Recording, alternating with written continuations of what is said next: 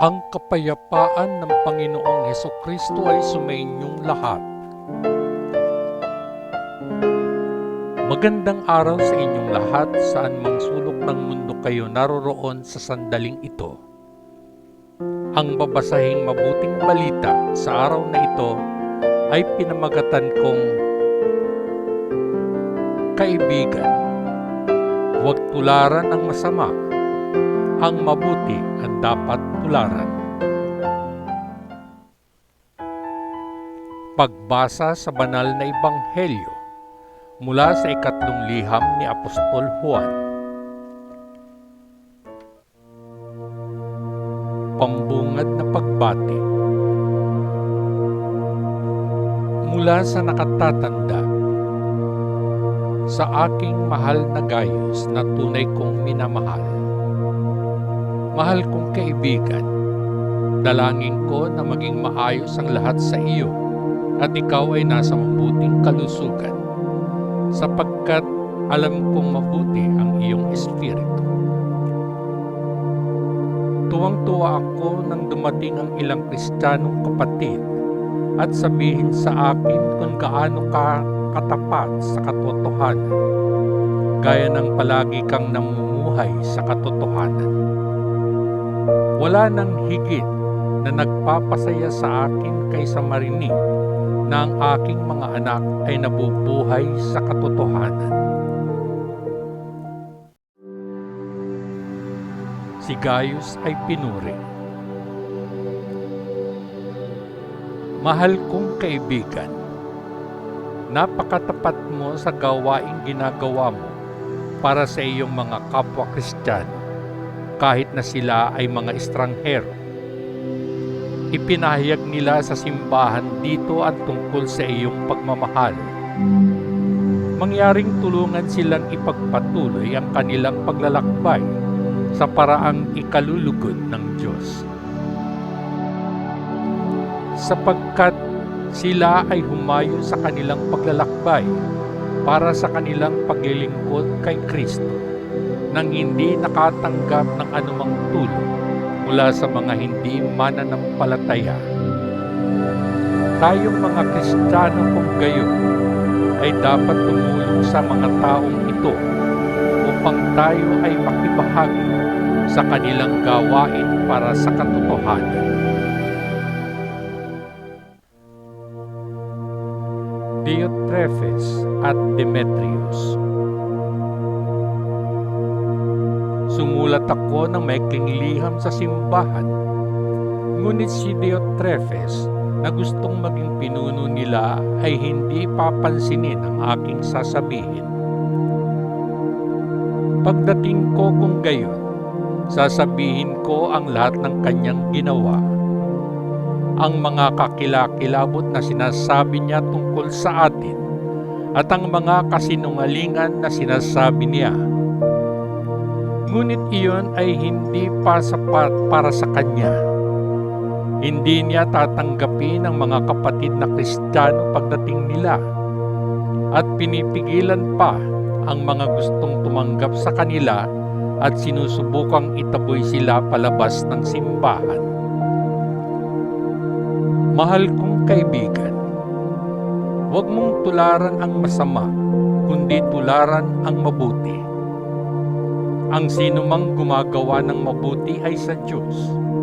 Sinumang gumagawa ng masama ay hindi nakakita sa Diyos. Lahat ay nagsasalita na mabuti tungkol kay Demetrius. Ang katotohanan mismo ang magpapayag ng mabuti tungkol sa kanya. At idinagdag namin ang aming patotoo at alam mo na ang aming sinasabi ay totoo. Pangwakas na pagbati. Marami akong sasabihin sa iyo, ngunit ayaw kong gawin ito gamit ang panulat at tinta. Sana makita kita sa lalong madaling panahon at pagkatapos ay makapag-uusap tayo ng personal. Sumaiyo ang kapayapaan.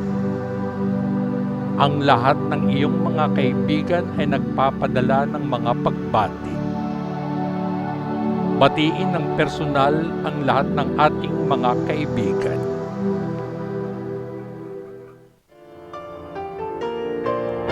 Ang mabuting balita ng ating Panginoon. Salamat sa Diyos Ama sa langit, sa ngalan ng Panginoong Hesukristo na ating manunubos. Amen. Amen. Amen. Peace.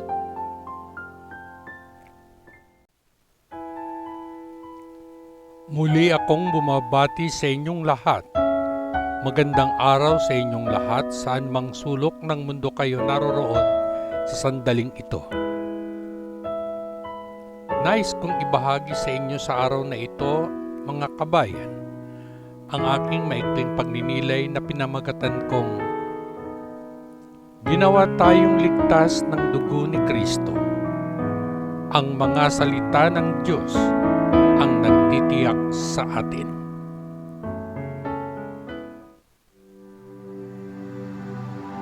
Isinulat ko ito sa inyo upang malaman ninyo na kayo ay may buhay na walang hanggan, kayong mga naniniwala sa anak ng Diyos. Unang Juan, 5 kabanata, 13 talata. May isang mangangaral ng mabuting balita ng Panginoon ang nagkwento sa akin tungkol sa kanyang personal na experience na gusto kong i-share sa inyo, na alam kong makatutulong sa atin na maunawaan ang kahalagahan ng paniniwala sa salita ng Diyos. Binasahan ng mangangaral na ito ng ilang mga talata tungkol sa pagtitiwala kay Kristo ang isang babae. Nang matapos sa pagbabasa ang mangangaral, sinabi sa kanya ng babae, "Well, sinusubukan kong maniwala, pastor." Namangha ang mangangaral sa sinabi ng babae. Gayon pa may sa malumanay na tinig, tinanong niya ang babae, "Sinusubukang maniwala? Kanino?" Sa tanong niyang ito, parang nalimpungatan daw ang babae at bumalik ang liwanag sa kanya at napasigaw, "Naku, hindi ko naiintindihan ang sinabi ko.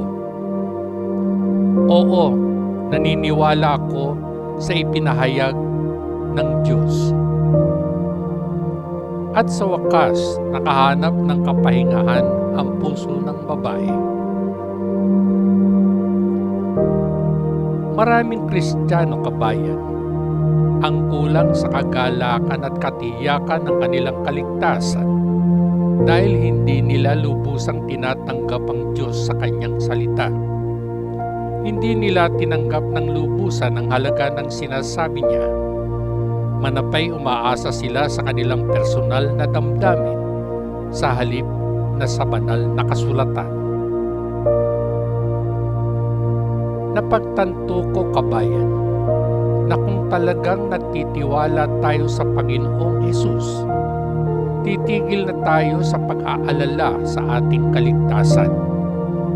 Ginawa na ng Diyos ang kanyang parte. Kung gayon, maniwala tayo sa ipinahahayag ng banal na ebanghelyo at angkinin natin na atin na ang bagong buhay na ipinagkaloob sa atin sa pamamagitan ng pananampalataya kay Kristo. Ito ay isinulat ni Apostol Juan sa kanyang unang liham, unang kabanata, 12 talata, na nagpapahayag ng ganito, "Ang ilan gayon paman ay tumanggap sa kanya at naniwala sa kanya, kaya binigyan niya sila ng karapatang maging mga anak ng Diyos." At ganun din sa kanyang unang liham, 5 kabanata, mga talata 11 at 12, ipinahayag ni Apostol Pablo ito. Ang patotoo ay ito: binigyan tayo ng Diyos ng buhay na walang hanggan, at ang buhay na ito ay may pinagmulan sa Kanyang anak. Ang sinumang nasa Kanya ang anak ay may ganitong buhay. Ang sinumang wala sa Kanya ang anak ng Diyos ay walang buhay. Kung ganon, kabayan, tanggapin at paniwalaan natin ng lubusan ang Diyos sa Kanyang salita. Pag nagkagayoy, magkakaroon din tayo ng isang siguradong kaligtasan. At bago ako tuluyang magpaalam, kabayan, nais kong muling iwan sa iyo ang makabuluhang siping ito. Pinagpalang katiyakan, si Jesus ay nasa akin. O anong paunang lasa ng kaluwalhatiang banal? Tagapagmana ng kaligtasang binili ng Diyos. Ipinanganak ng Kanyang Espiritu, hinugasan sa Kanyang dugo. Hanggang sa muli, patnubayan at pagpalain nawa tayong lahat ng dakilang Diyos Ama sa langit, sa ngalan ng Panginoong Hesukristo na ating manunubos. Amen, Amen, Amen. Peace.